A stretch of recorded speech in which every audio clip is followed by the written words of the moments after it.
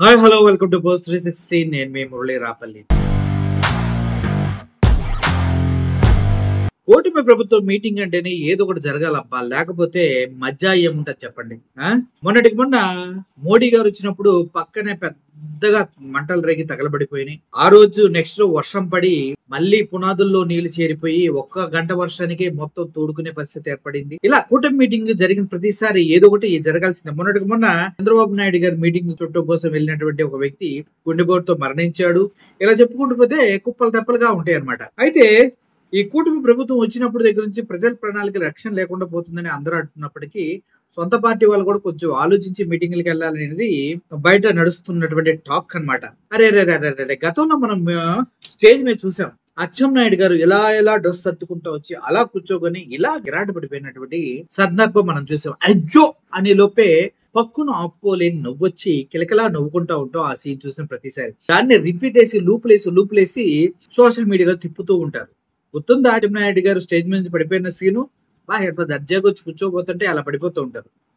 So అలాగే ఈ రోజు విశాఖ జిల్లా పద్మనాభపురంలో జరుగుతున్నటువంటి MSc-ME మీటింగ్ కి మంత్రి కొండపల్లి గారు, అదేవిధంగా ఎమ్మెల్యే గంటా శ్రీనివాసరావు గారు రావడం జరిగింది.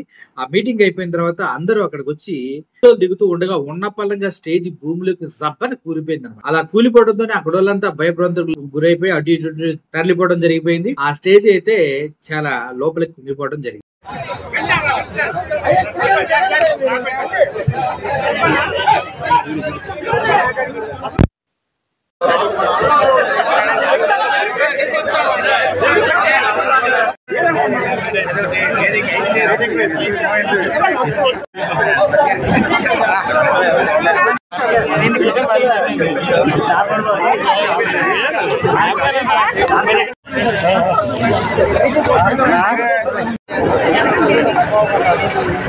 సో ఈ క్రమం మొత్తాన్ని పరిశీలించిన తర్వాత అర్థమైంది ఏంటంటే, మళ్ళీ దీనికి కూడా కూటమి ప్రభుత్వం వాళ్ళంతా కలిసి జగన్మోహన్ రెడ్డి గారే కుట్ర చేశారంటారేమో అనేసి నాకైతే డౌట్ వస్తుంది. ఎందుకంటే మొన్నటికి మొన్న మోడీ మీటింగ్ దగ్గరికి వెళ్తే అక్కడ ఒక హై టెన్షన్ స్తంభం కూలిపోవడం జరిగిపోయింది. దానికి కూడా బోట్లు పీకేశారు జగన్మోహన్ రెడ్డి కాలంలో అంటూ చెప్పుకుంటూ వచ్చారు మన కూటమి ప్రభుత్వ నాయకులు. So called yellow media papers, ABN లాంటి పేపర్లు కూడా. చివరికి ఏమవుతుంది, మళ్ళీ దీన్ని కూడా తీసుకెళ్ళి జగన్మోహన్ రెడ్డి గారి ప్రభుత్వంలో గతంలో స్టేజ్లు నిర్మించిన వాళ్ళు వచ్చి ఇక్కడ స్టేజ్ నిర్మించారు కాబట్టి ఈ స్టేజ్ కూలిపోయింది అంటారేమో నాకు డౌట్. ఎందుకంటే రీసెంట్ గా సింహాచలం టెంపుల్లో జరిగినటువంటి రిటైనింగ్ వాళ్ళు కూలిపోయి 8 మంది చనిపోతే దానికి కూడా జగన్మోహన్ రెడ్డి కాలం నాటి ఇంజనీర్లు కట్టారు, జగన్మోహన్ రెడ్డి కాలం నాటి వాళ్ళే దాన్ని పర్యవేక్షించారు కాబట్టి వాళ్ళే పద్ధతి ప్రకారం గోడ కూలేలాగా చూసి కరెక్ట్గా ఇక్కడైతే కూలితే ఇంతమంది చచ్చిపోతారు అని లెక్కేసుకొని కట్టారంటూ